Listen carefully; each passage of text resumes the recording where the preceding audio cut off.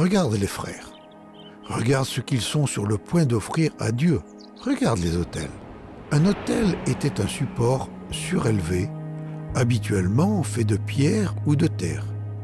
C'était un lieu de mise à mort. L'autel maintenait l'offrande entre le ciel et la terre, entre Dieu et l'homme. Tout ce qui était offert sur l'autel devait être consumé par le feu.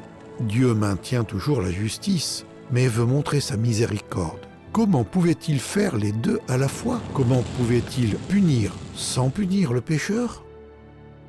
Longtemps après l'époque de Caïn et d'Abel, Dieu dit au prophète Moïse « En effet, la vie d'un être est dans le sang. Je vous l'ai donné sur l'autel, afin qu'il serve d'expiation pour vos âmes, car c'est par la vie que le sang fait expiation. » Il posera sa main sur la tête de l'Holocauste, qui sera agréé de l'Éternel pour lui servir d'expiation. Que veut dire le mot expiation? C'est le prix de rançon exigé pour que les péchés soient couverts, purifiés et pardonnés.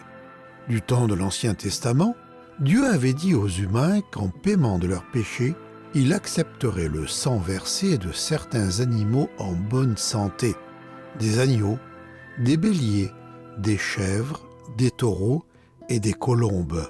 Ce sang servirait d'expiation, une couverture pour le péché, mais seulement jusqu'au jour où Dieu fournirait un sacrifice parfait qui paierait le prix réel exigé par la loi du péché et de la mort. À présent, regarde Caïn et ce qu'il est sur le point d'offrir à Dieu. Quels fruits et légumes de choix! Combien il avait travaillé dur pour produire cette offrande! Mais elle ne pouvait couvrir ses péchés, parce qu'il n'y avait pas de sang, pas de mort.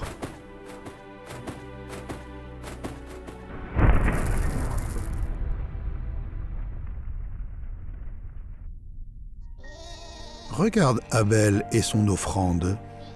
Quel triste spectacle! Le petit agneau est lié et sur le point de mourir.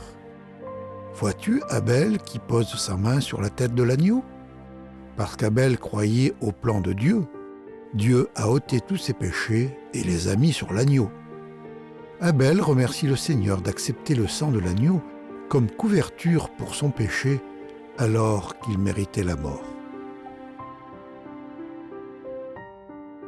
La loi de Dieu exigeait que tous les pécheurs soient punis de mort. Mais Dieu, dans sa justice et sa miséricorde, accepterait la mort de l'agneau à leur place. Dieu appelle cela la loi de l'offrande pour le péché. La loi de l'offrande pour le péché libérait Abel de la loi du péché et de la mort. Mais qu'en est-il de Caïn?